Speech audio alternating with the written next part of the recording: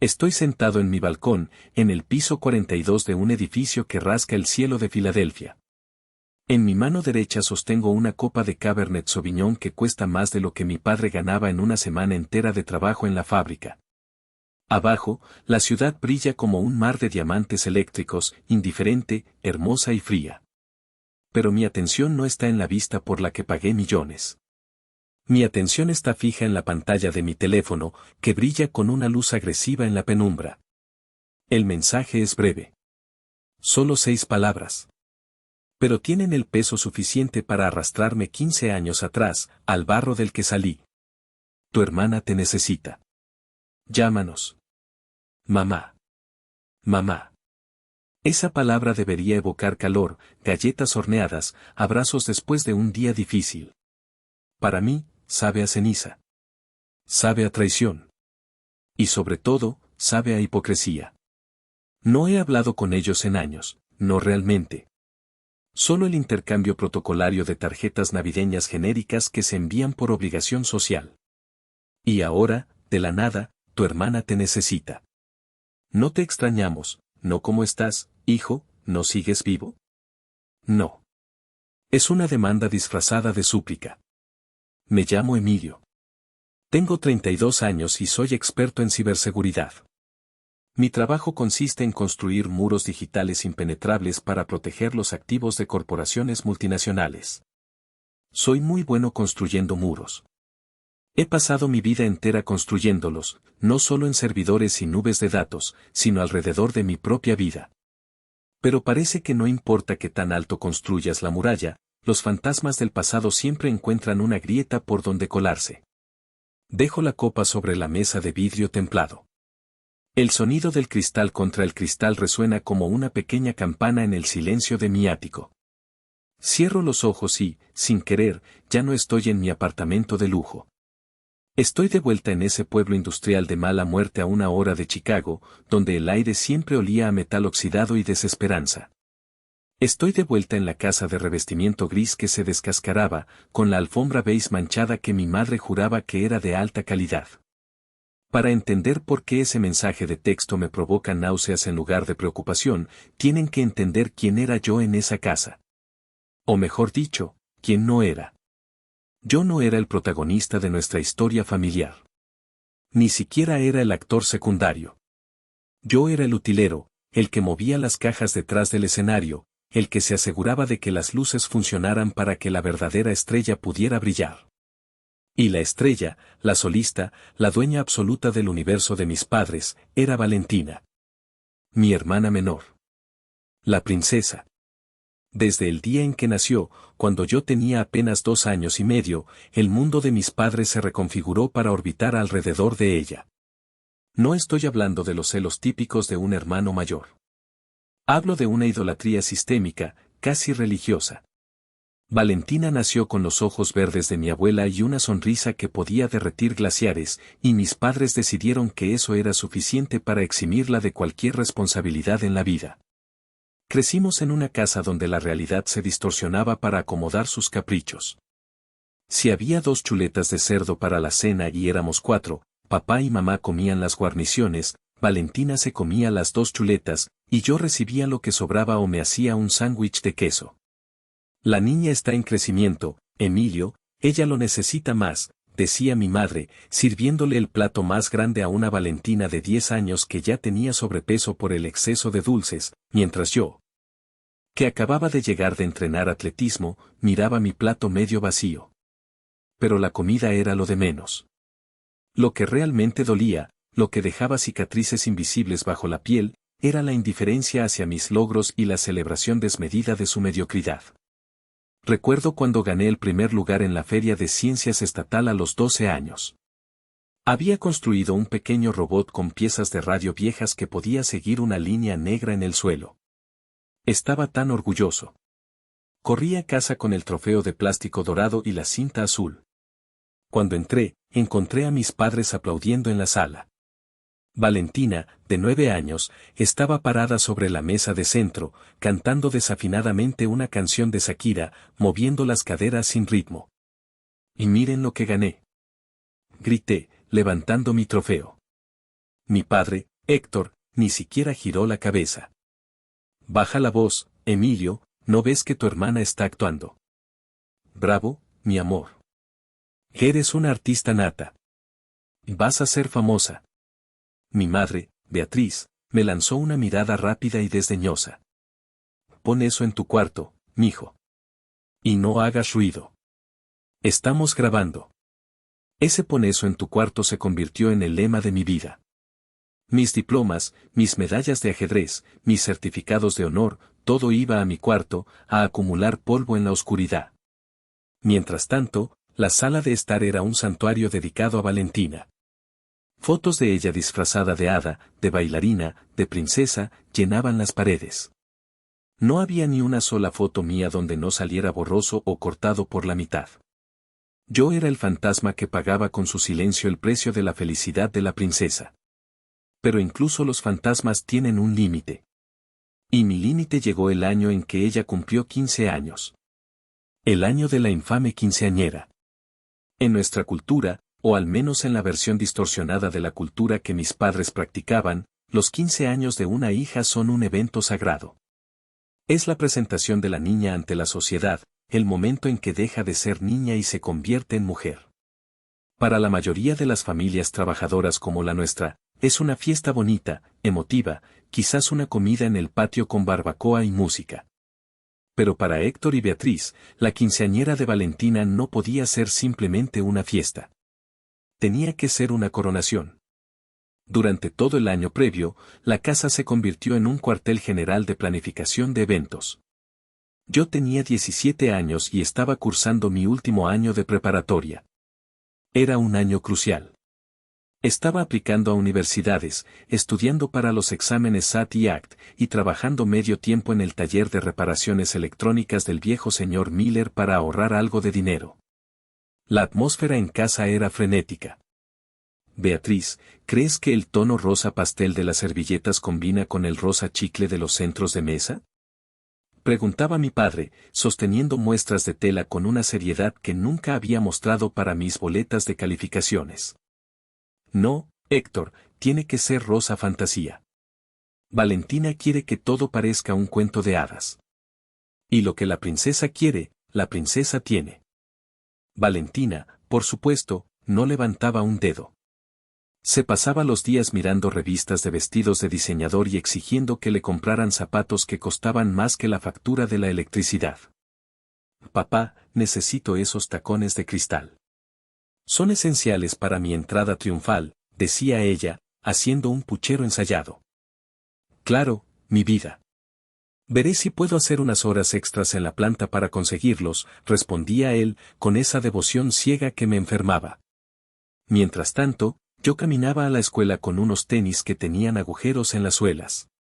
Cuando llovía, tenía que ponerme bolsas de plástico sobre los calcetines para no llegar con los pies empapados. Una noche, durante la cena, me atreví a mencionar mis necesidades. Papá, mamá, necesito $50, dije, tratando de sonar firme pero sintiendo el nudo en la garganta. ¿$50? Mi madre soltó los cubiertos como si le hubiera pedido un riñón. ¿Para qué? ¿Acaso crees que el dinero crece en los árboles, Emilio? Estamos ahorrando cada centavo para la fiesta de tu hermana. Es para la inscripción al concurso regional de programación, expliqué, ignorando la mirada de burla de Valentina.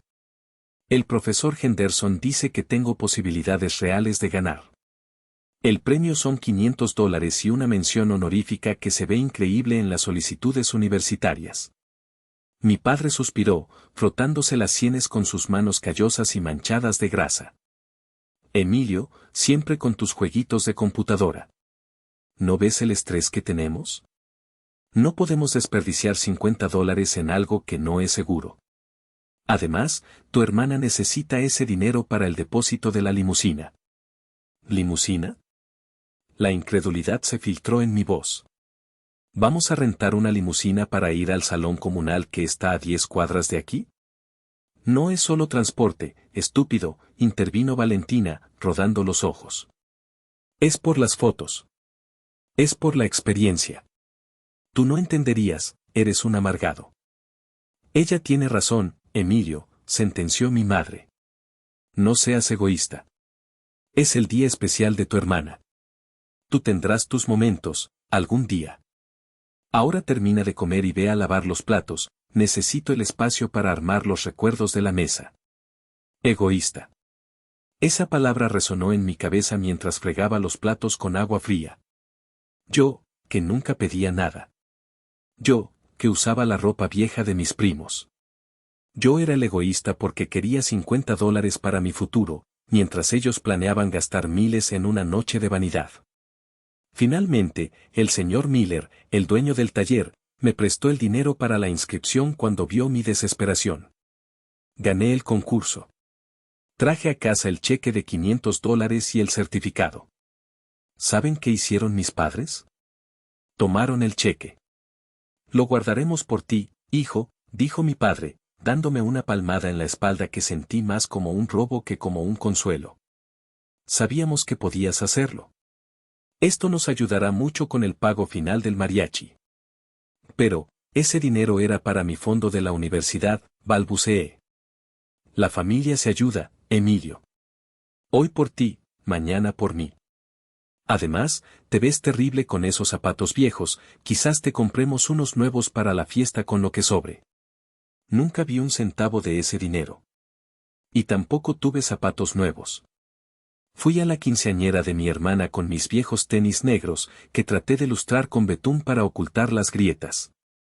Me pasé la noche entera sirviendo bebidas a los invitados, cargando regalos y asegurándome de que la princesa no tropezara con su vestido de $3,000. Verla allí, bailando el vals con mi padre, ambos radiantes, rodeados de flores caras y luces estroboscópicas, mientras yo estaba en una esquina con dolor de pies y el estómago vacío, algo se rompió dentro de mí. No fue el corazón. Fue la esperanza de que alguna vez me vieran. Pero lo peor no fue la fiesta. Lo peor vino 6 meses después. Lo peor fue la mentira que destruiría lo poco que quedaba de nuestra relación. La primavera llegó con el deshielo de la nieve sucia en las calles y la llegada de los sobres grandes. Los sobres de las universidades. Yo había trabajado como un animal. Mi promedio era un 4.0 perfecto. Era presidente del club de ajedrez, capitán del equipo de debate y había ganado ese concurso de programación. Había hecho todo lo que los consejeros escolares decían que debía hacer para escapar de mi destino de obrero fabril. Mi sueño era el Instituto Tecnológico de Massachusetts, el MIT, o tal vez Caltech. Pero siendo realista sobre nuestras finanzas, había aplicado a la Universidad de Illinois en Urbana-Champaign, que tenía uno de los mejores programas de ingeniería informática del país. El día que llegó el sobre naranja y azul, mis manos temblaban tanto que casi lo rompo al abrirlo. Estimado señor Emilio. Nos complace informarle. Grité. Grité tan fuerte que el gato del vecino saltó de la valla. Había entrado. Y no solo había entrado, me ofrecían una beca parcial por mérito académico. Cubría el 60% de la matrícula. Era increíble. Esperé a que mis padres llegaran a casa. Quería ver sus caras. Quería, estúpidamente, una fracción de la alegría que mostraron cuando Valentina aprendió a maquillarse sola. Cuando entraron, puse la carta sobre la mesa de la cocina, encima del hule pegajoso con estampado de girasoles. Y me aceptaron. Anuncié, con la voz quebrada por la emoción. Voy a ir a la universidad para ser ingeniero informático. Y tengo beca.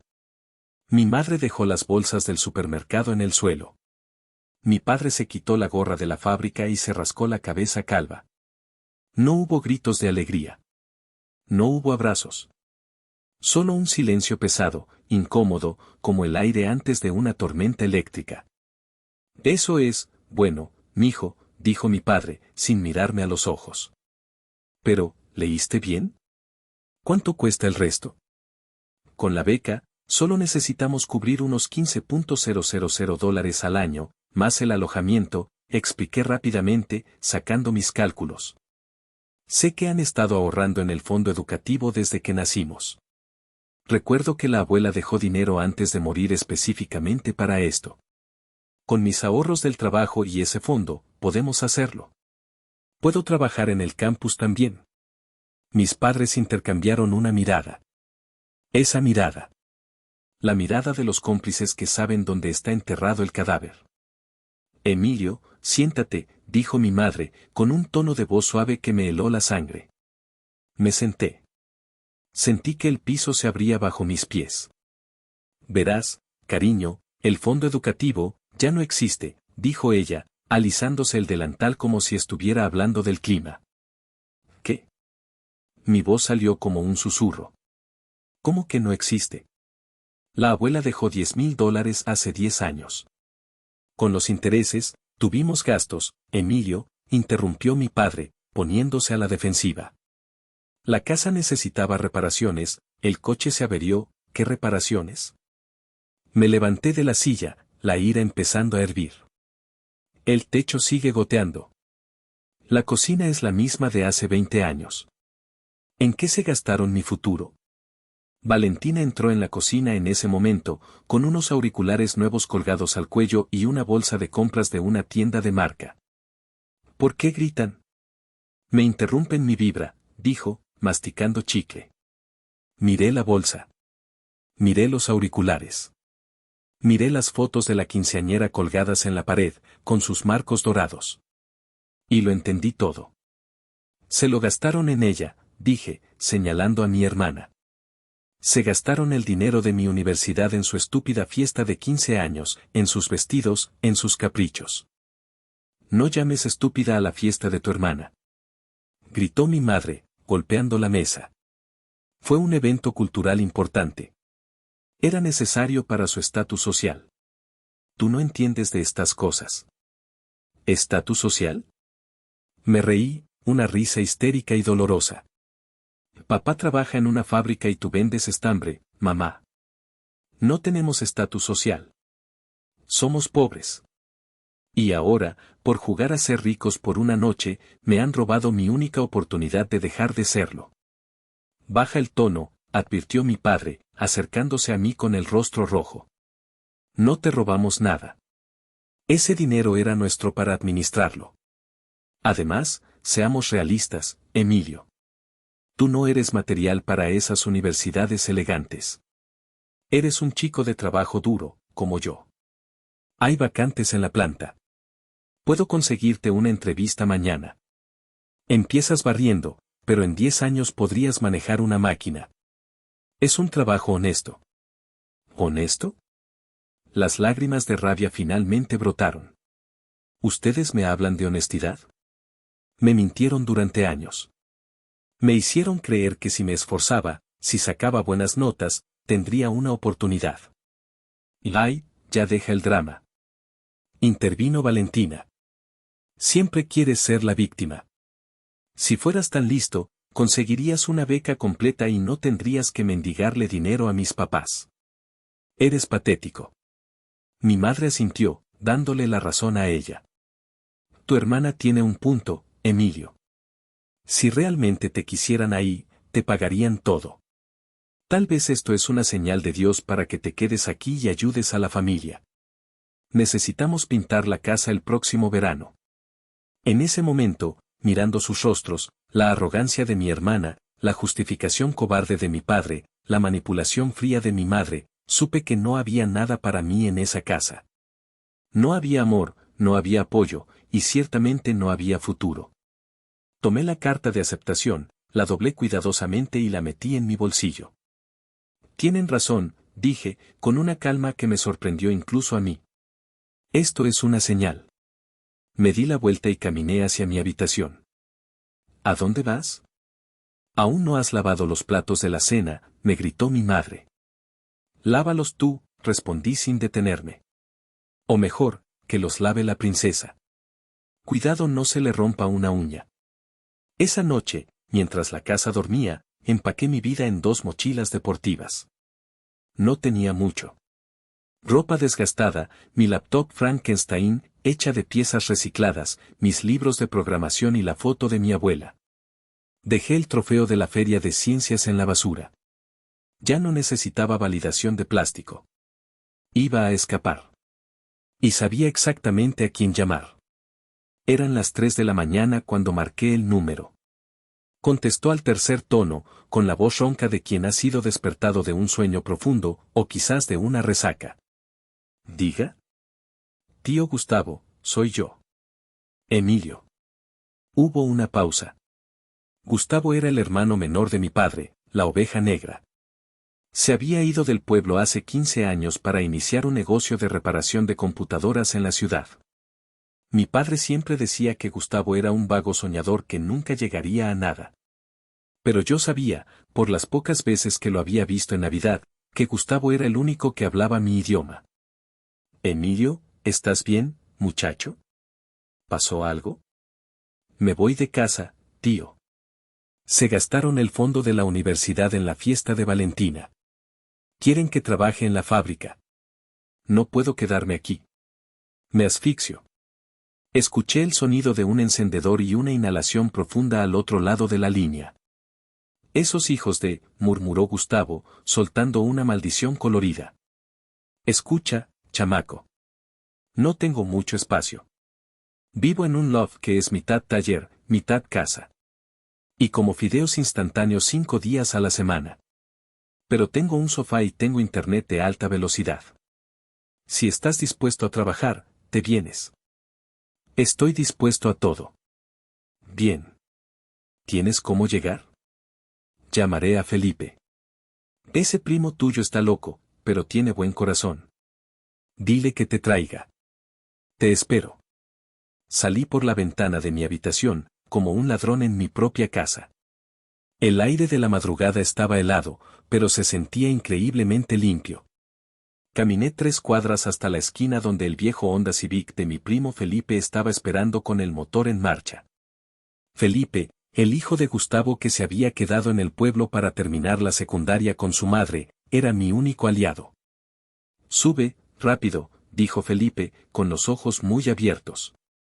Si mi tía se despierta, va a llamar a la policía y decir que te secuestré. Arranca, dije. Mientras el coche se alejaba, miré por el espejo retrovisor la casa de mi infancia hacerse pequeña. No sentí tristeza. Sentí miedo, sí. Un terror absoluto al vacío.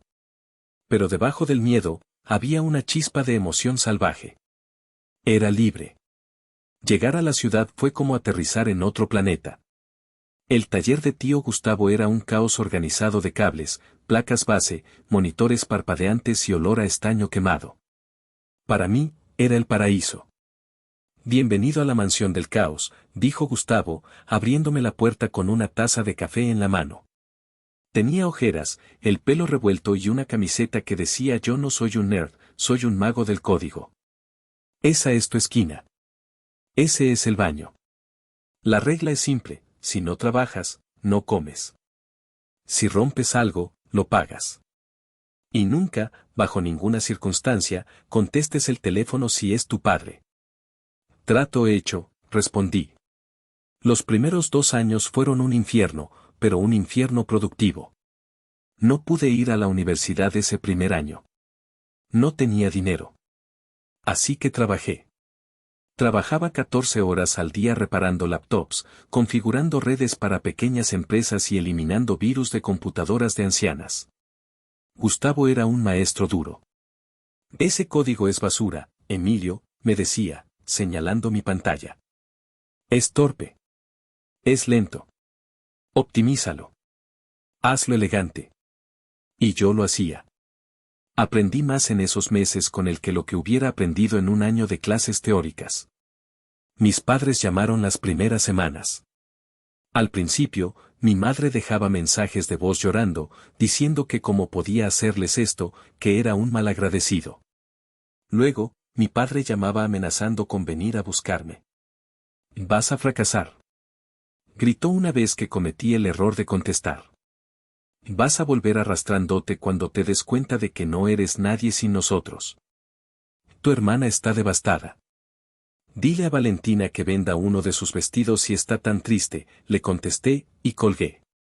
Después de eso, cambié mi número. Comencé a tomar clases nocturnas en un colegio comunitario, pagándolas centavo a centavo. Comía sándwiches de mantequilla de maní y dormía 4 horas, pero mi cuenta bancaria, aunque pequeña, era mía. Nadie podía saquearla para comprar zapatos de cristal. La vida era dura, gris y solitaria. Mientras veía en Facebook, a través de la cuenta de Felipe, que Valentina seguía de fiesta, viajando a Cancún con el dinero que mis padres seguramente no tenían, yo estaba soldando microchips a las 2 de la mañana. Pero estaba construyendo algo. Estaba construyendo mi armadura. Dicen que el éxito tarda 10 años en llegar de la noche a la mañana. En mi caso, fueron 7 años de oscuridad antes del amanecer. A los 25 años, transferí mis créditos y finalmente terminé mi licenciatura en Ciencias de la Computación, graduándome con honores mientras seguía trabajando tiempo completo. Gustavo y yo habíamos hecho crecer el negocio. Ya no éramos solo un taller de reparaciones, éramos consultores de seguridad para empresas medianas. Pero mi gran oportunidad llegó un martes cualquiera. Un ataque de ransomware masivo golpeó a una cadena de hospitales en la región. Sus sistemas estaban bloqueados, vidas estaban en riesgo. Su equipo de IT estaba paralizado. Nos llamaron por desesperación porque éramos locales. Gustavo me miró. Es tu momento, chamaco. Tú escribiste ese script de desencriptación el mes pasado por diversión. ¿Crees que funcione? Solo hay una forma de saberlo. Trabajé 36 horas seguidas. Sin dormir. Sin comer. Solo café y código. Logré romper el bloqueo. Recuperamos los datos de los pacientes. Salvé al hospital de un desastre multimillonario. La noticia corrió como la pólvora en el sector.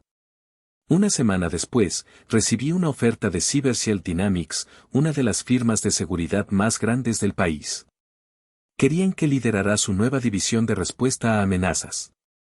El salario inicial era de 6 cifras. Más bonos. Más acciones. Recuerdo el momento en que firmé el contrato. Mi mano no temblaba. Estaba firme. Miré a Gustavo. Él tenía lágrimas en los ojos. Tu padre es un idiota, me dijo, abrazándome. Eres el mejor ingeniero que he conocido. Vuela alto, mijo. Me mudé a Filadelfia. Compré mi primer traje a medida. Arrendé el apartamento en el rascacielos. Compré un Tesla, no porque me importaran los autos, sino porque sabía que a mi padre le hubiera encantado tener uno, y el hecho de que yo lo tuviera sin su ayuda era mi pequeña venganza privada. Durante los siguientes 5 años, mi carrera despegó como un cohete. Me convertí en una autoridad en mi campo. Daba conferencias. Viajaba a Londres, Tokio, Berlín. Mi cuenta bancaria creció hasta tener 2 comas. Pero mantuve mi vida personal hermética. Mis padres no sabían nada de esto. Para ellos, yo seguía siendo el hijo rebelde que probablemente vivía en un sótano. Felipe era mi único enlace. Él sabía la verdad, pero juró guardar el secreto. Le pagué la universidad a Felipe como agradecimiento. Le compré una camioneta nueva a tío Gustavo. ¿Por qué no les dices? Me preguntó Felipe una vez, mientras tomábamos cervezas en mi terraza. ¿Por qué no vas allá y les restriegas tu éxito en la cara? Porque el silencio es más poderoso, le respondí. Si saben que tengo dinero, volverán. Y no quiero que vuelvan. Son vampiros, Felipe. Y yo tengo mucha sangre fresca ahora. Tenía razón. Pero subestimé el hambre de los vampiros. El tiempo pasó. Me enteré de fragmentos de sus vidas. Mi padre fue despedido de la fábrica cuando ésta se automatizó, irónicamente, por sistemas como los que yo diseñaba. La tienda de mi madre cerró. Estaban viviendo de la pensión y de préstamos. ¿Y Valentina? La princesa había intentado ser modelo, luego influencer, luego diseñadora de joyas. Todo financiado por mis padres. Todo fracasó. A los 29 años, seguía viviendo en casa, esperando que el mundo le diera lo que creía merecer. Hasta que encontró a su príncipe azul. Mauricio. Felipe me llamó un día, preocupado. Emilio, tienes que saber esto. Valentina se casa. Qué bien por ella. Espero que él tenga dinero, porque ella es cara de mantener. Ese es el punto. El tipo es Mauricio de la Vega. Su padre es don Rogelio. Me tensé. Conocía el nombre. Don Rogelio era un empresario local con fama de tener negocios turbios en bienes raíces y préstamos de alto riesgo. Parece que ganaron la lotería, ¿no? Dije. Eso creen ellos. Están planeando la boda del siglo. Dicen que va a costar más de $100,000. Y tus padres están actuando como si fueran de la realeza otra vez. Colgué el teléfono, sintiendo una punzada de inquietud. Pero lo dejé pasar. No era mi problema. Yo estaba a 1,000 kilómetros de distancia, seguro en mi torre de marfil. Pero entonces, llegó el mensaje de texto. Tu hermana te necesita. Y ahora, de vuelta al presente, estoy aquí, mirando el teléfono. Mi instinto me grita que lo borre. Que bloquee el número. Que siga bebiendo mi vino y olvide que existo para ellos. Pero la curiosidad es una trampa mortal.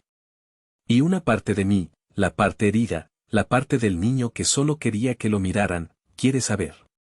¿Qué quieren ahora? ¿Qué tan bajo han caído? Marco el número. Suena una vez. 2 veces. ¿Aló? La voz de mi madre suena aguda, ansiosa. Hola, madre. Recibí tu mensaje. Emilio. Oh, gracias a Dios. Su tono cambia instantáneamente a ese dulzor empalagoso que usa cuando quiere algo. Sabía que llamarías. La sangre llama, mijo. Ve al grano, Beatriz. Tengo una reunión en 10 minutos, miento. Tan frío como siempre. Bueno, escucha. Tenemos noticias maravillosas. Tu hermana se casa. Con un chico de muy buena familia. Es una bendición. Felicidades. Envíale mis saludos. Adiós. Espera. Grita ella. No es solo eso. Queremos verte. Queremos que vengas a la boda. Pero antes, necesitamos hablar. Es un tema delicado. Tu padre y yo, bueno, y Valentina, queremos ir a visitarte. Sabemos que estás en Filadelfia. ¿Cómo saben dónde estoy? Felipe, bueno, le sacamos la información. No te enojes con él. Emilio, por favor. Es importante. Somos una familia. Cierro los ojos. Sé que esto es un error. Sé que debería decir que no. Pero hay algo en mi interior, una mezcla oscura de morbo y deseo de venganza, que se despierta. Quiero que vengan. Quiero que vean mi apartamento. Quiero que vean mis muebles italianos, mi vista panorámica, mi vida perfecta. Quiero ver sus caras cuando se den cuenta de que el hijo que desecharon es ahora un rey, y que ellos son los plebeyos. Está bien, digo, con voz gélida. Vengan este sábado. Al mediodía. Les enviaré la dirección. Pero madre, sí, mijo. Si rompen algo, lo pagan. Cuelgo. Sonrío, pero no es una sonrisa feliz. Es la sonrisa del lobo que acaba de abrir la puerta del corral, invitando a las ovejas a entrar, sin saber que el lobo ya no come hierba. El sábado llegó con un cielo plomizo. Preparé el escenario con la precisión de un director de cine. Contraté un servicio de limpieza para que el apartamento estuviera inmaculado. Compré pasteles franceses caros de una panadería exclusiva, no porque quisiera agasajarlos, sino para intimidarlos con etiquetas que no podrían pronunciar. Me vestí con ropa casual que costaba más que el auto de mi padre, un suéter de cachemira y pantalones de lino. A las 12 en punto, el conserje anunció su llegada. Cuando el ascensor privado se abrió directamente en mi vestíbulo, la escena fue casi cómica. Mi padre, Héctor, vestía su traje de domingo, un saco gris que le quedaba grande y olía a naftalina. Mi madre, Beatriz, llevaba un vestido floral demasiado chillón y cargaba un bolso de imitación Louis Vuitton. ¿Y Valentina? Valentina parecía una caricatura de una celebridad de Instagram. Gafas de sol enormes, adentro de la casa, tacones demasiado altos y una expresión de superioridad que vaciló en el instante en que sus ojos recorrieron mi salón. Dios mío, susurró mi madre, llevándose la mano al pecho. Emilio, ¿todo esto es tuyo? Sí, dije secamente, sin ofrecerme a tomar sus abrigos. Pasen. No toquen las esculturas. Caminaron por el apartamento como si estuvieran en un museo, con miedo y envidia a partes iguales. Valentina corrió hacia el ventanal de piso a techo. ¡Qué vista!, exclamó, sacando su teléfono inmediatamente para tomarse una selfie. Oye, hermanito, no sabía que te iba tan bien con eso de las computadoras. Pensé que arreglabas impresoras o algo así. La ciberseguridad paga un poco mejor que arreglar impresoras, respondí, sirviéndome agua mineral y sin ofrecerles nada. Siéntense. Tienen 30 minutos. Se sentaron en mi sofá de cuero blanco con una rigidez incómoda. Emilio, no seas grosero, dijo mi padre, tratando de recuperar su autoridad patriarcal, pero su voz sonaba débil en este entorno. Hemos venido a verte porque te extrañamos. Han pasado años. Ustedes me echaron, recuérdalo. Y luego me dijeron que volvería arrastrándome. Bueno, aquí estoy. No veo que me esté arrastrando. Mi madre soltó una risita nerviosa. Oh, eso fue solo una pelea tonta. El pasado es el pasado. Lo importante es el futuro. Y hablando de futuro, miró a Valentina, dándole la señal. Valentina se enderezó, puso su mejor sonrisa de princesa y habló. Emilio, me caso con Mauricio. Es el amor de mi vida. Su familia es muy importante, ya sabes. Don Rogelio es casi el dueño de medio pueblo. La boda va a ser el evento del año. Va a salir en las revistas sociales. Felicidades, repetí. Y... Bueno, intervino mi padre, frotándose las manos sudorosas contra sus rodillas, queremos que sea una boda digna. La familia de Mauricio tiene expectativas muy altas. No podemos quedar mal. Hemos reservado el gran salón del Hotel Imperial. Habrá 300 invitados. Mariscos, champaña francés, una orquesta en vivo. Hice un cálculo mental rápido. Eso suena caro. Lo es, dijo mi madre rápidamente. Pero vale la pena. Es la felicidad de tu hermana. El problema es que, bueno, con la situación económica actual, estamos un poco cortos de liquidez. ¿Un poco cortos? Arqueé una ceja. ¿Cuánto es un poco? Mi padre carraspeó, evitando mi mirada. El presupuesto total es de $150,000. Nosotros ya gestionamos una parte. Pero nos faltan $130,000 para cubrir el resto y asegurar la casa de los novios. El silencio que siguió fue absoluto. Podía escuchar el zumbido del refrigerador de vinos. Me eché a reír. Fue una risa seca, sin humor. Déjenme ver si entendí. ¿Vinieron hasta aquí, después de años de silencio, para pedirme $130,000? ¿Para una fiesta? No es solo una fiesta, chilló Valentina. Es mi boda.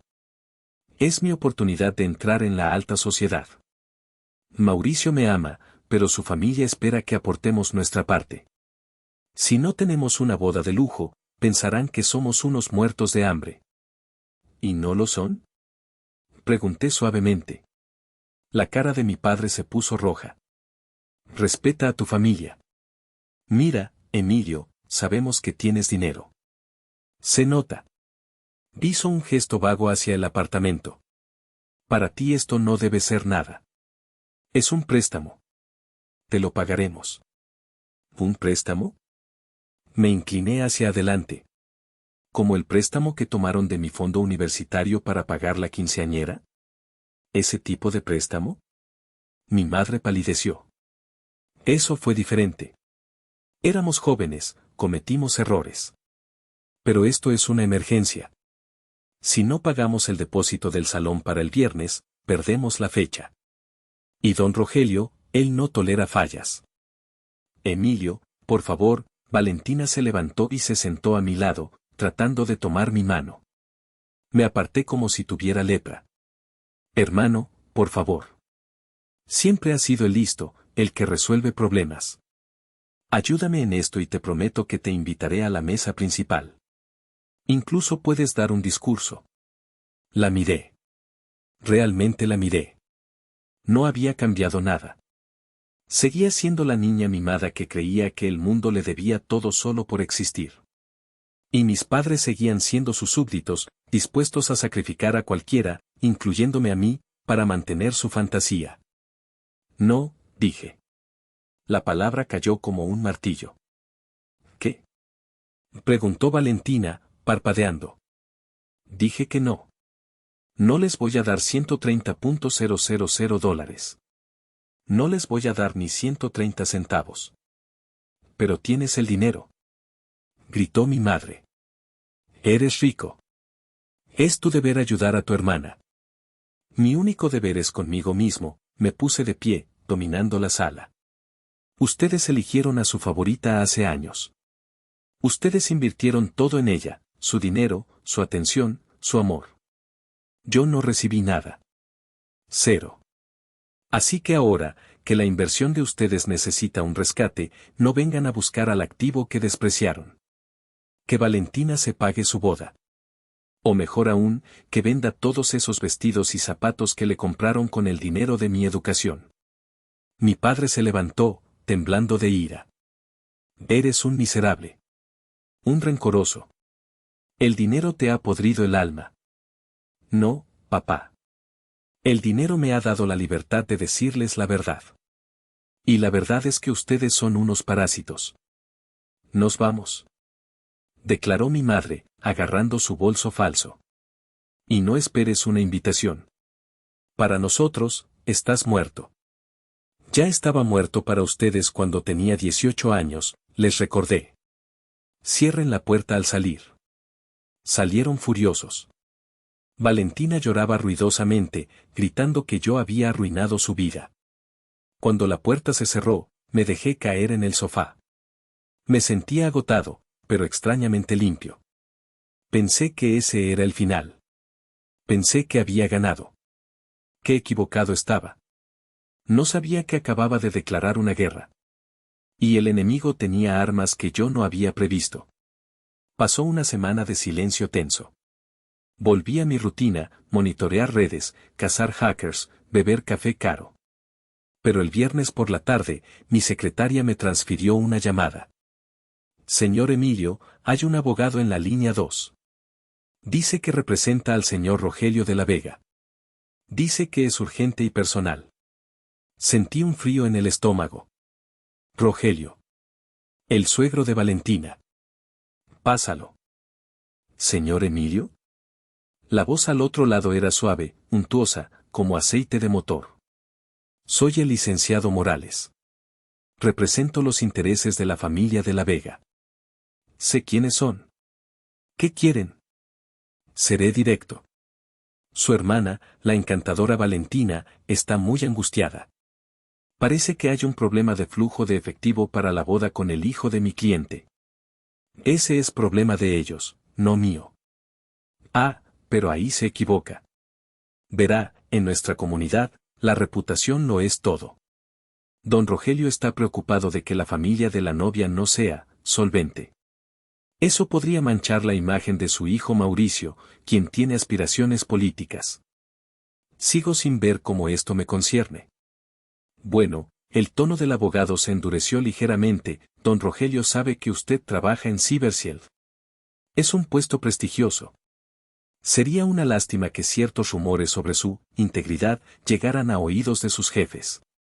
O que su historial familiar de deudas y mala gestión financiera se hiciera público en un artículo de prensa. Hermano de alto ejecutivo deja a su familia en la indigencia mientras vive en lujo. No se ve bien, ¿verdad? Apreté el teléfono hasta que mis nudillos se pusieron blancos. ¿Me está extorsionando? Lo llamamos incentivar la cooperación familiar. Don Rogelio espera que usted cubra el costo de la boda. Considérelo una inversión en su propia reputación. Tiene hasta el lunes para hacer la transferencia a la cuenta de la organizadora de bodas. Si no. Bueno, el mundo es un pañuelo. Colgó. Me quedé mirando el teléfono. La audacia era impresionante. No solo mis padres querían mi dinero, ahora el suegro mafioso de mi hermana me estaba amenazando para conseguirlo. Mi primera reacción fue pánico. En mi industria, la confianza es todo. Un escándalo, incluso uno falso, podría hacerme perder clientes o mi licencia de seguridad. Pero luego, el pánico dio paso a algo más frío. Algo más calculador. Soy un experto en ciberseguridad. Mi trabajo es encontrar vulnerabilidades en sistemas complejos y explotarlas o parchearlas. Y don Rogelio acababa de cometer el error clásico de los matones analógicos, amenazar a un mago digital en su propio terreno. ¿Quieren jugar sucio? Murmuré para mí mismo, abriendo mi laptop. Juguemos. Llamé a Felipe. Felipe, necesito que me digas todo lo que sepas sobre Mauricio y su padre. Rumores, chismes, lugares que frecuentan. Todo. Emilio, ten cuidado. Esa gente es peligrosa. Dicen que Rogelio lava dinero. Exactamente lo que sospechaba. Felipe, ¿sabes cómo mis padres consiguieron la parte del dinero que ya pagaron? Hubo un silencio al otro lado. Emilio, tus padres hipotecaron la casa. ¿Qué? Me levanté de la silla. Pero si ya tenían una hipoteca. Sacaron una segunda hipoteca. Un préstamo de alto riesgo. Firmaron con una compañía financiera llamada Préstamos Rápidos del Norte. Déjame adivinar, sí. Es una empresa fantasma de don Rogelio. Cerré los ojos mientras las piezas del rompecabezas encajaban. Era una trampa. Una trampa perfecta y cruel. La imagen completa era aterradora. Don Rogelio no quería simplemente una boda bonita. Él estaba usando la boda como un mecanismo para despojar a mi familia de lo único que les quedaba, su casa. El plan era simple. Convencer a Valentina y a mis padres de que necesitaban una boda de lujo para ser aceptados. Hacer que mis padres pidieran un préstamo impagable a la propia compañía de Rogelio para pagar la boda. Cuando mis padres inevitablemente no pudieran pagar, porque no tienen ingresos reales, Rogelio ejecutaría la hipoteca y se quedaría con la casa y el terreno. Y ahora, estaban tratando de sacarme $130,000 a mí para completar el costo, dinero que probablemente iría directo al bolsillo de Rogelio a través de proveedores de bodas inflados. Mis padres eran tan estúpidos, tan cegados por la vanidad de ver a Valentina casada con un rico, que estaban caminando directo al matadero, sonriendo. Estaban vendiendo su techo para pagar una fiesta de una noche. Y Mauricio, el novio, era cómplice o un peón inútil. Pasé el fin de semana entero trabajando. No dormí. Usé mis recursos. No hackeé ilegalmente, bueno, digamos que operé en una zona gris ética. Rastreé la estructura corporativa de Préstamos Rápidos del Norte. Encontré los vínculos con don Rogelio. Encontré una lista de otras familias en el pueblo que habían perdido sus casas bajo el mismo esquema, una boda, un funeral, una emergencia médica, un préstamo generoso de Rogelio. Y luego la ejecución hipotecaria 6 meses después. También investigué a Mauricio. El Príncipe Azul. Resultó que el príncipe tenía deudas de juego masivas en Las Vegas y 2 demandas de paternidad pendientes en otro estado que habían sido silenciadas con dinero. Valentina no se estaba casando con la realeza, se estaba casando con un desastre andante que necesitaba la casa de mis padres para cubrir sus propias deudas. El lunes por la mañana, tenía un expediente digital de 500 páginas. Tenía las pruebas del esquema de préstamos depredadores. Tenía los registros de juego de Mauricio. Y tenía la grabación de la llamada del abogado intentando extorsionarme, siempre grabo mis llamadas, de formación profesional. Tenía 2 opciones. Opción A, pagar el dinero, salvar la cara de mi familia temporalmente, y dejar que siguieran viviendo en su mentira hasta que Rogelio les quitara la casa de todos modos. Opción B, detonar la bomba nuclear. Destruir la boda, destruir la reputación de Rogelio, y dejar que mis padres enfrentaran las consecuencias brutales de su estupidez, pero salvar la casa a mi manera. Miré la foto de mi abuela en mi escritorio. Ella era la única que me había querido incondicionalmente. Esa casa era su legado. Mis padres la estaban tirando a la basura por una fiesta. Lo siento, mamá, susurré. Pero la lección va a doler. Levanté el teléfono y llamé a un contacto que tenía en la Fiscalía de Delitos Financieros y a un periodista de investigación que odiaba a los estafadores de cuello blanco. Tengo una historia para ustedes, dije. Se trata de un candidato político local, una estafa inmobiliaria y una boda financiada con la miseria de los pobres. Les estoy enviando los archivos ahora. Le di enviar. El archivo se cargó. 100%. Enviado. No había vuelta atrás. La boda de Valentina iba a ser inolvidable, pero no por las razones que ella creía. Amigos, la venganza de Emilio apenas comienza y las cosas están a punto de ponerse muy feas para Valentina y sus padres. Si estás disfrutando esta historia de justicia kármica, por favor dale like al video y suscríbete al canal ahora mismo. Déjame un comentario abajo con el nombre de tu ciudad. Quiero saber desde dónde nos escuchan. Cada comentario ayuda a que este video llegue a más personas. Gracias por el apoyo. Dicen que la venganza es un plato que se sirve frío, pero en la era digital, la venganza se sirve a la velocidad de la fibra óptica. Después de enviar los archivos a la fiscalía y a la prensa, volví a mi vida como si nada hubiera pasado. Asistí a mis reuniones, revisé códigos de seguridad y cené salmón a la parrilla en mi balcón. Pero por dentro, estaba contando los segundos. Era como ver la mecha de dinamita consumirse lentamente hacia un barril de pólvora. Pasaron 3 días. 3 días de silencio tenso. Mis padres no volvieron a llamar, probablemente asumiendo que su abogado me había asustado lo suficiente como para que yo soltara el dinero antes del lunes. Valentina subía historias a Instagram probándose tiaras de diamantes falsos, con leyendas como, la cuenta regresiva ha comenzado. Almohadilla boda real, almohadilla princesa. Pobre ilusa. La cuenta regresiva había comenzado, sí, pero no para lo que ella creía. El jueves por la mañana, la bomba estalló. Estaba tomando mi primer café cuando mi teléfono vibró. Era una notificación de Google Alerts que yo había configurado para el nombre Rogelio de la Vega. El titular del Chicago Tribune, en su sección de investigación estatal, gritaba en letras negras y gruesas, el imperio de papel. Como un candidato a la alcaldía construyó su fortuna con préstamos depredadores y lavado de dinero. Hice clic en el enlace.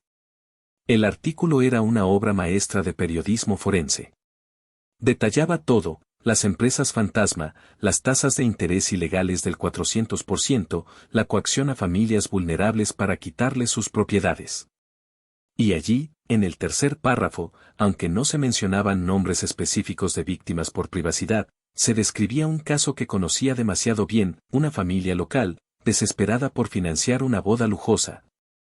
Fue inducida a hipotecar su única propiedad bajo términos que garantizaban el incumplimiento y la posterior incautación. Sonreí.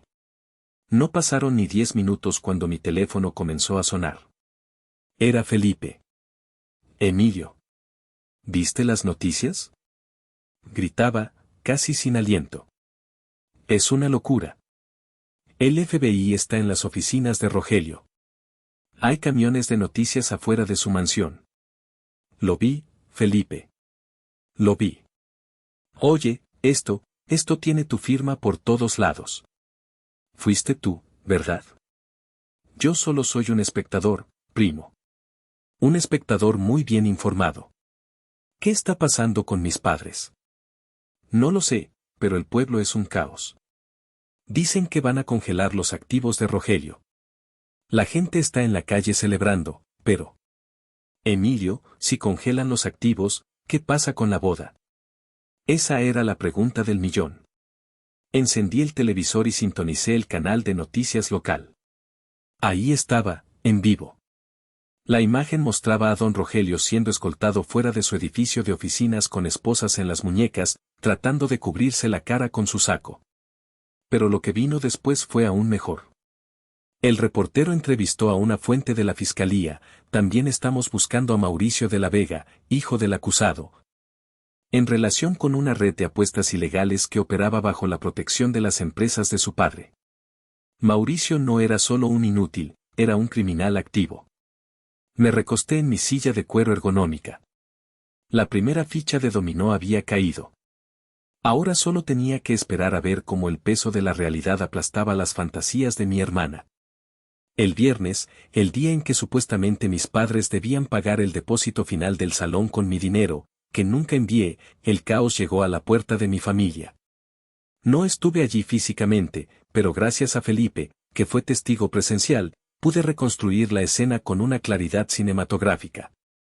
Mauricio, el gran amor de Valentina, el futuro pilar de la sociedad, hizo lo que cualquier cobarde haría cuando el barco se hunde, corrió como una rata. Resulta que Mauricio sabía que la policía venía por él. Tenía deudas de juego que su padre ya no podía cubrir porque sus cuentas estaban congeladas. Valentina estaba en la casa de mis padres, probándose el velo de novia frente al espejo de la sala, cuando Mauricio irrumpió. No venía a buscarla para huir juntos como Bonnie y Clyde. Venía a buscar dinero.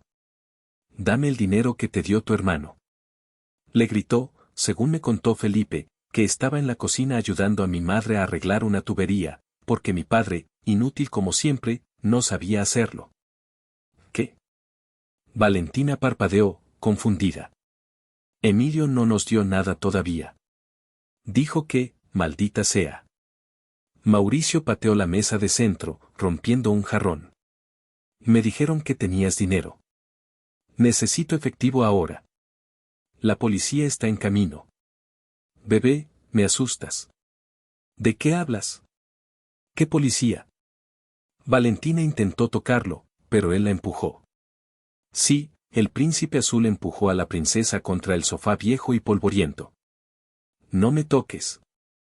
Todo esto es una farsa. Me iba a casar contigo solo porque mi papá quería el terreno de tu casa para construir un centro comercial. Eres una niña tonta y pobre. Nunca te amé. El silencio que siguió a esa declaración debió ser ensordecedor. Mi madre salió de la cocina, con las manos llenas de grasa, justo a tiempo para escuchar la confesión. ¿Cómo dices? Preguntó Beatriz, con la voz temblorosa. Lo que oyeron. Son unos perdedores. Y ahora, por culpa de su hijo el genio de las computadoras que se metió con mi padre, estamos acabados. Mauricio arrancó el anillo de compromiso del dedo de Valentina. Un anillo que, por cierto, resultó ser de circonia cúbica y no de diamante, como luego descubriríamos. Eso es mío. Gritó ella. Esto paga mi boleto de avión a Panamá. Rugió él. Salió corriendo de la casa, subió a su auto deportivo, que también era arrendado, y desapareció dejando una nube de polvo y desesperación. Valentina se quedó ahí, tirada en el sofá, con el velo torcido y el dedo desnudo. El sueño se había acabado. Pero la pesadilla apenas comenzaba. Esa noche, mi teléfono sonó 15 veces. Mamá. Papá. Incluso Valentina. No contesté. Dejé que sonara. Escuché los mensajes de voz más tarde, con una copa de whisky en la mano. Emilio, tenías razón. Oh Dios mío, tenías razón. Llantos de mamá. Hijo, por favor contesta.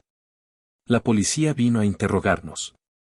Dicen que somos cómplices porque firmamos el préstamo con Rogelio. Tenemos miedo.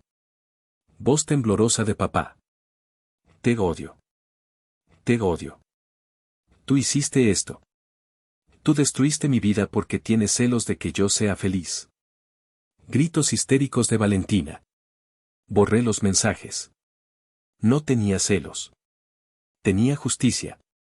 Y la justicia, a diferencia de la venganza, no se trata de hacer sufrir a la gente, sino de obligarla a enfrentar la verdad de sus acciones.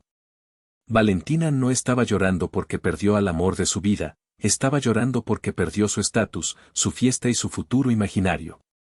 Aún no entendían la gravedad del asunto. Mauricio se había ido, Rogelio estaba preso, pero el contrato de préstamo que mis padres firmaron, ese contrato seguía vigente. Y el acreedor, ahora bajo administración judicial, no iba a tener piedad. Las semanas siguientes fueron una lenta agonía para mi familia. El escándalo de Rogelio dominaba las noticias locales, y por asociación, cualquiera que hubiera estado cerca de él estaba marcado. Mis padres, que tanto anhelaban ser el centro de atención del pueblo, finalmente lo lograron, pero no como la realeza social que imaginaban, sino como los tontos del pueblo que vendieron su alma al diablo. Nadie quería hablar con ellos en la iglesia. Los vecinos cruzaban la calle para evitarlos. La vergüenza, ese sentimiento que tanto temían, ahora era su sombra permanente. Pero la vergüenza no paga las facturas. El préstamo que habían sacado con Préstamos Rápidos del Norte tenía una cláusula de aceleración.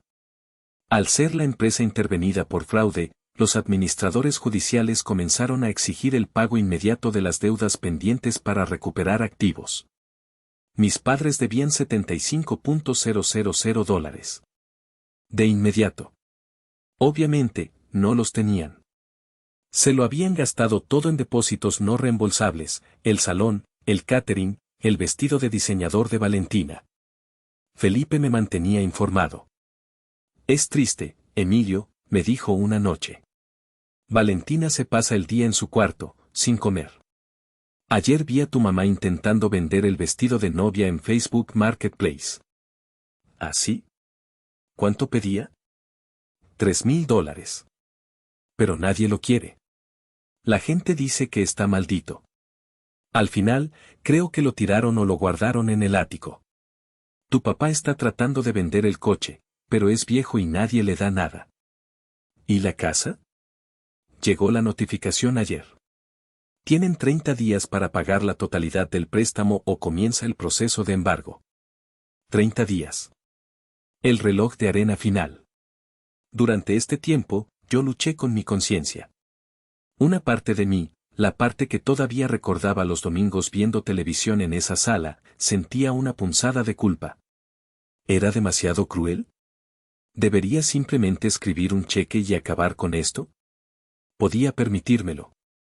Para mí, $75,000 era una cantidad significativa, pero no me arruinaría.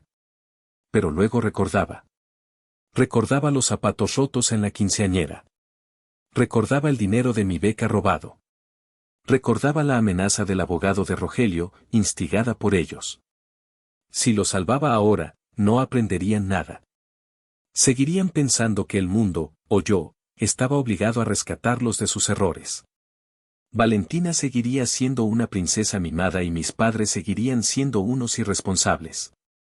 No. Para que el hueso suelde bien, primero hay que romperlo del todo. Esperé hasta el día 29. El día antes del desalojo. Llamé a Felipe. Felipe, necesito que hagas algo por mí. Es delicado. Dime, primo. Quiero que vayas a la subasta de deuda del banco mañana. La hipoteca de mis padres se va a vender al mejor postor como deuda tóxica. ¿Quieres que la compre? No tú. Yo. Pero no quiero que mi nombre aparezca en ningún lado. He constituido una LLC, Sociedad de Responsabilidad Limitada, llamada Nuevos Comienzos S.A. Tú serás el representante legal. Compra la deuda. Compra la casa. Emilio, ¿vas a echarlos a la calle? Haz lo que te digo. Compra la casa. Luego llámame. Felipe lo hizo. Como la casa estaba en un barrio en decadencia y tenía gravámenes legales complicados por el caso de Rogelio, nadie más ofertó. La conseguí por centavos de dólar. Oficialmente, yo era el dueño de la casa donde crecí. Yo era el dueño del techo bajo el cual me habían dicho que no valía nada. Esa tarde, mis padres recibieron la visita del alguacil. Les entregó la orden final. Tenían 24 horas para desalojar. Me llamaron. Esta vez, contesté. ¿Diga? Respondí, mientras miraba un gráfico de fluctuaciones de criptomonedas en mi monitor. Hijo. Hijo, por favor, no cuelgues. Era mi padre. Estaba llorando. Nunca había escuchado a mi padre llorar. Era un sonido feo, roto, gutural. Nos quitan la casa, Emilio. Mañana. Nos echan a la calle. Lo sé, dije. Me enteré. ¿Lo sabes? Hubo una pausa de incredulidad. ¿Y no vas a hacer nada? ¿Qué quieres que haga, papá? Ustedes hipotecaron la casa. Ustedes se gastaron el dinero. No tenemos a dónde ir. Gritó mi madre, arrebatándole el teléfono. Tu tía Rosa no nos contesta. Los vecinos nos cierran la puerta. Y vamos a ser indigentes. Tu hermana, ella no puede vivir en la calle. Valentina tiene casi 30 años, mamá. Tiene 2 manos y 2 piernas. Puede trabajar. Ella no sabe hacer nada. Es delicada. Emilio, por el amor de Dios. Te pedimos perdón. ¿Es eso lo que quieres? ¿Perdón? Perdónanos. Nos equivocamos. Fuimos malos padres. Lo admitimos. Pero no nos dejes morir en la calle. Sus palabras me golpearon. No porque me conmovieran, sino por la desesperación animal que contenían. Finalmente, la máscara de orgullo se había caído. Ya no eran los padres superiores que me daban lecciones de vida. Eran niños asustados. ¿Admiten que se equivocaron? Pregunté suavemente. Sí. Sí. Sollozó mi padre. Debimos apoyarte a ti. Debimos darte el dinero de la universidad. Fuimos ciegos. Valentina, la mimamos demasiado. Lo vemos ahora. Todo fue un error. Cerré los ojos. Era la confesión que había esperado durante 15 años. Pero no sentí triunfo. Sentí pena. Pena por ellos. Pena por el tiempo perdido. Está bien, dije. El llanto al otro lado se detuvo abruptamente. ¿Está bien, qué? Preguntó mi madre. Está bien. No van a vivir en la calle. ¿Nos vas a enviar dinero? No. Voy a ir para allá. Mañana. No empaquen nada todavía. Esperen mi llegada. Y gracias, hijo. Y gracias. Sabía que tenías buen corazón. Dios te bendiga. Colgué. No iba a ir como un salvador.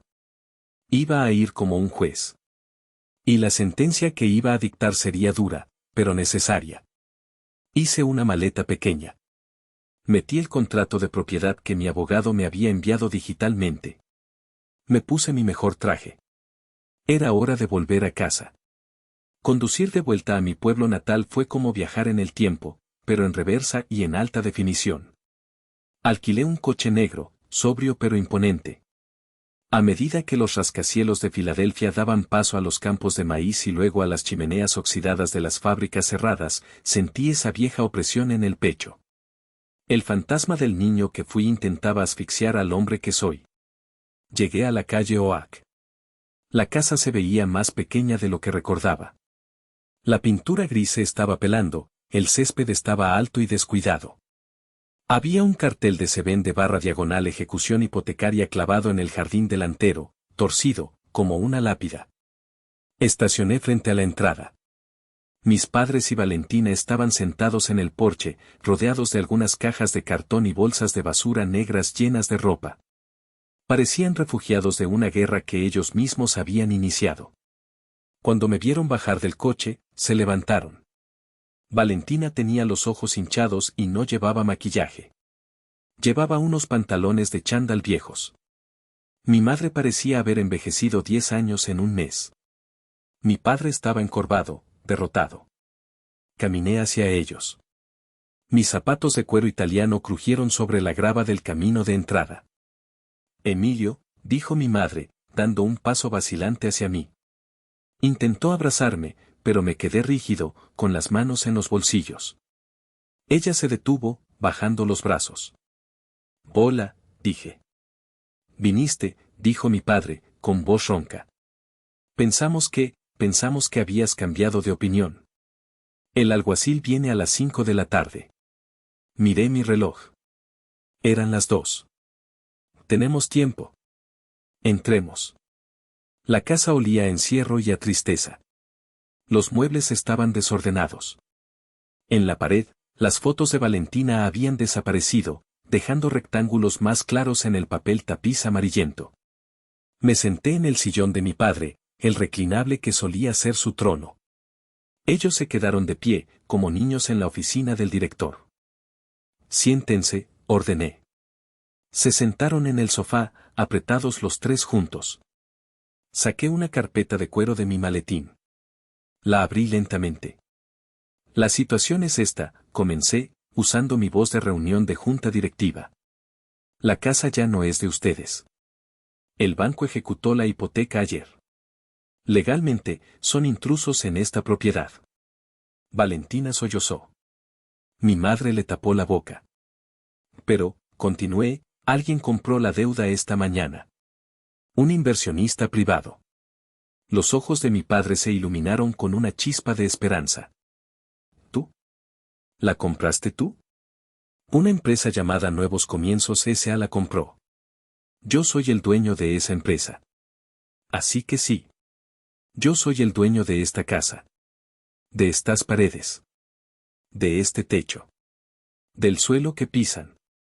Mi madre soltó un suspiro de alivio tan fuerte que pareció un globo desinflándose. Oh, gracias a Dios. La casa queda en la familia. Emilio, eres un ángel. Sabía que no nos dejarías. Entonces, ¿podemos quedarnos? ¿Todo vuelve a la normalidad? La miré fijamente. ¿Normalidad? Repetí la palabra con asco. ¿Crees que hice esto para volver a la normalidad? ¿Para que ustedes sigan viviendo en su fantasía mientras yo pago las cuentas desde la ciudad? Me levanté y caminé hacia la ventana. No. La normalidad es lo que nos trajo aquí. La normalidad de mimar a Valentina. La normalidad de ignorarme. La normalidad de gastar lo que no tienen. Esa normalidad ha muerto hoy. Me giré hacia ellos. Pueden quedarse. No los voy a echar a la calle. Sus rostros se relajaron. Pero, alcé la voz, hay condiciones. Y no son negociables. Esto no es un regalo. Es un contrato de arrendamiento condicional. ¿Condiciones? Preguntó Valentina, con un hilo de voz. ¿Qué condiciones? Presten atención, porque solo lo diré una vez. Si violan una sola de estas cláusulas, la casa se vende y ustedes se van. Puse el documento sobre la mesa de centro. Léanlo. Mi padre tomó los papeles con manos temblorosas. Se puso sus gafas de lectura rotas. Cláusula 1, propiedad, dije. La casa está a mi nombre. Ustedes no tienen ningún derecho sobre ella. No pueden hipotecarla, no pueden venderla, no pueden usarla como aval. Son inquilinos. Entendido, murmuró papá. Cláusula 2, renta, continué. No van a vivir gratis. Pagarán una renta mensual de $800. Es menos del mercado, pero suficiente para cubrir los impuestos y el seguro. Pero no tenemos dinero. Protestó mamá. Tu padre no tiene trabajo y la tienda cerró. Entonces busquen trabajo, dije fríamente.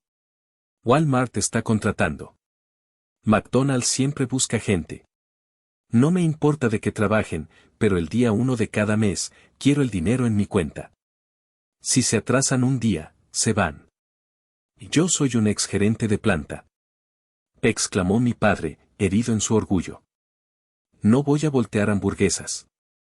El orgullo es lo que te costó esta casa, Héctor. Trágatelo. O duerme bajo un puente. Tú eliges. Bajó la cabeza, derrotado. Cláusula 3, la princesa, miré a Valentina. Ella se encogió en el sofá.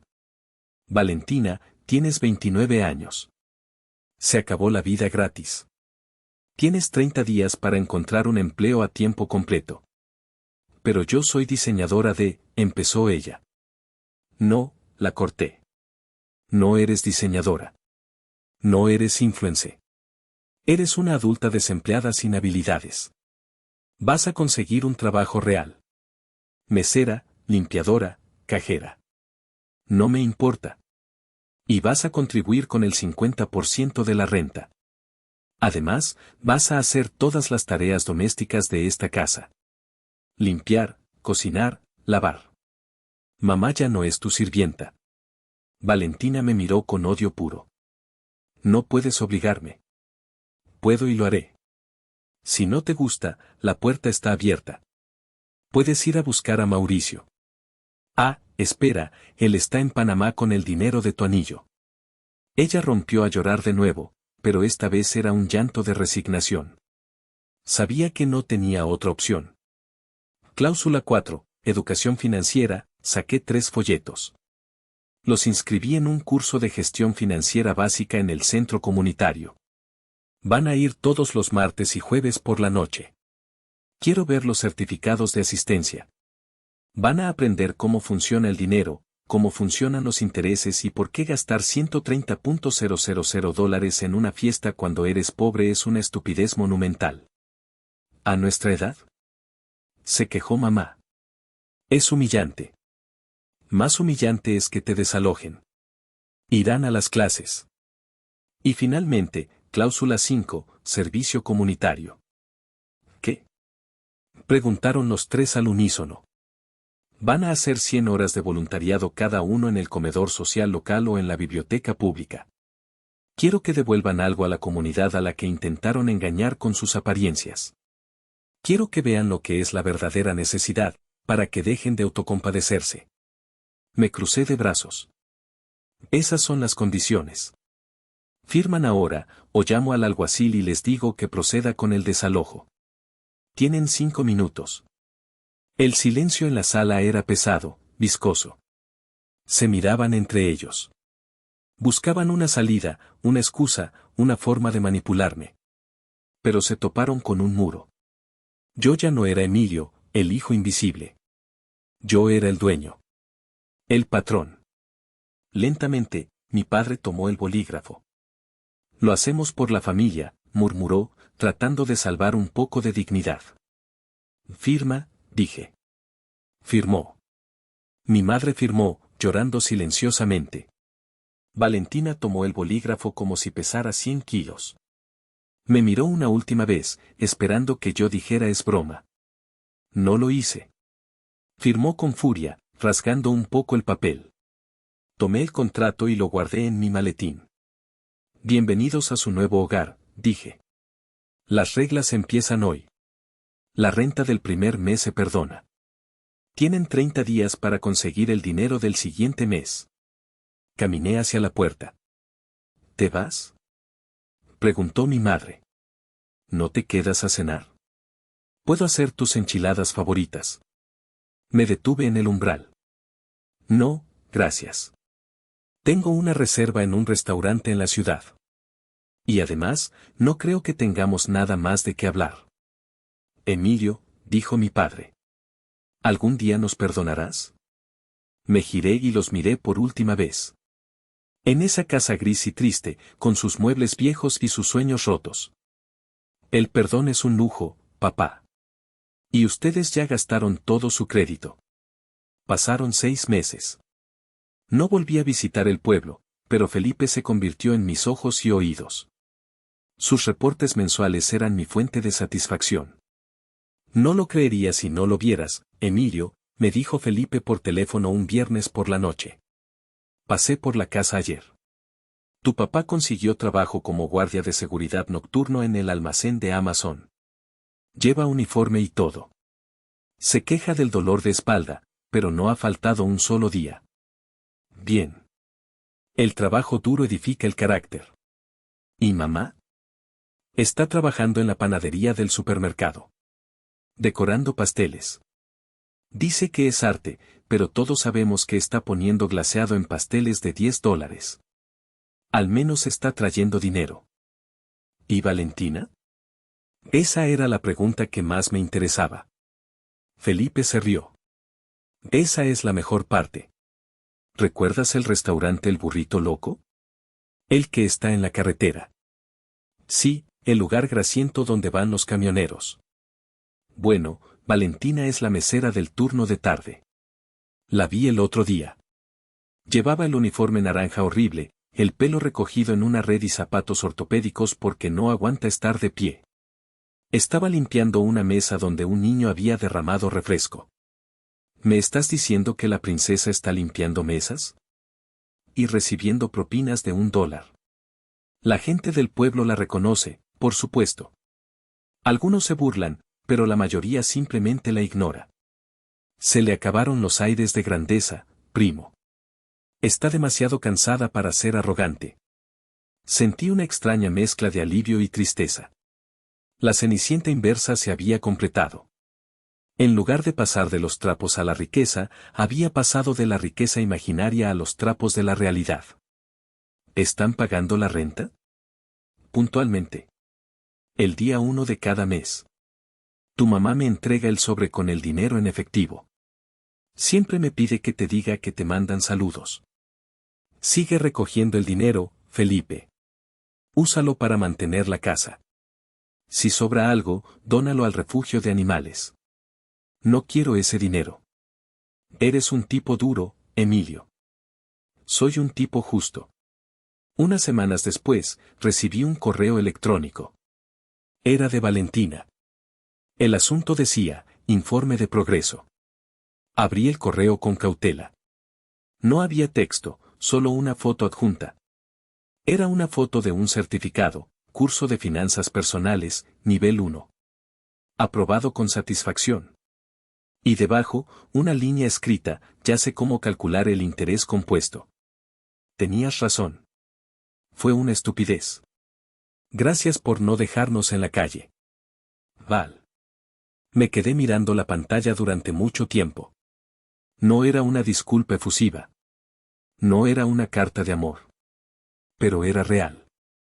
Por primera vez en su vida, Valentina había logrado algo por sí misma, aunque fuera un curso básico en un centro comunitario. Y por primera vez, había reconocido la realidad.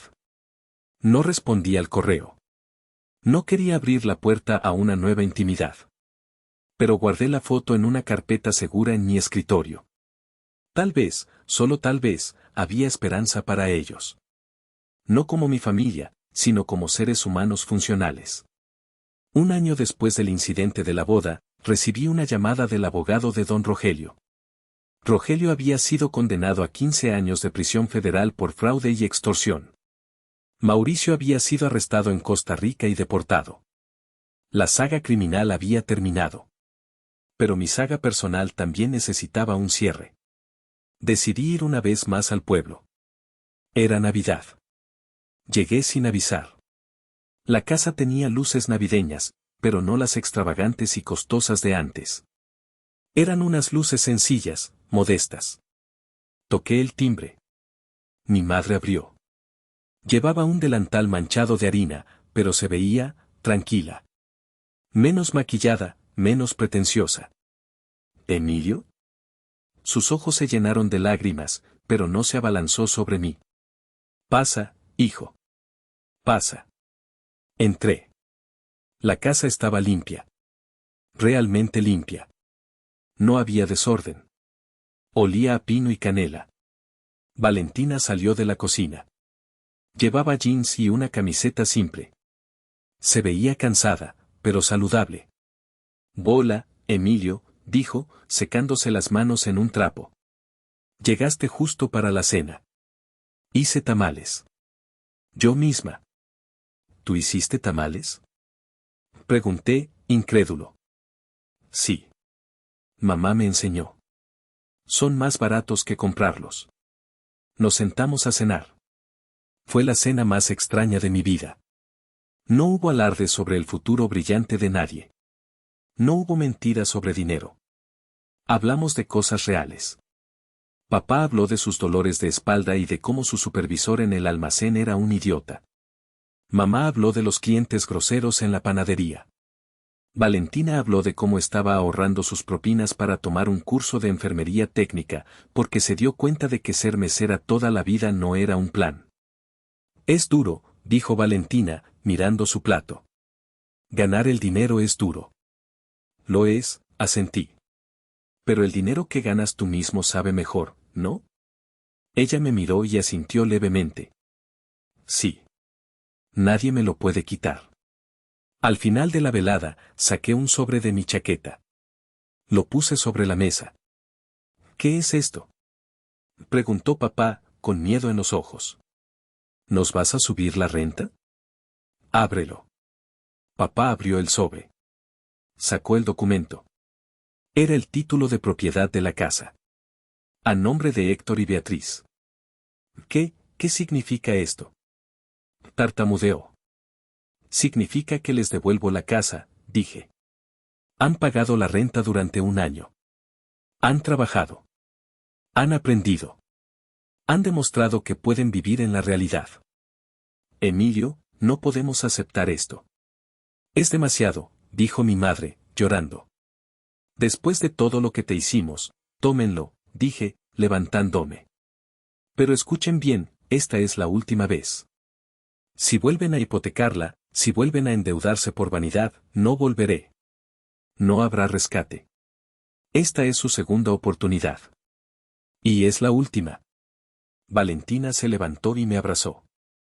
Fue un abrazo torpe, rápido. Gracias, susurró. Y perdón por ser una bruja todos estos años.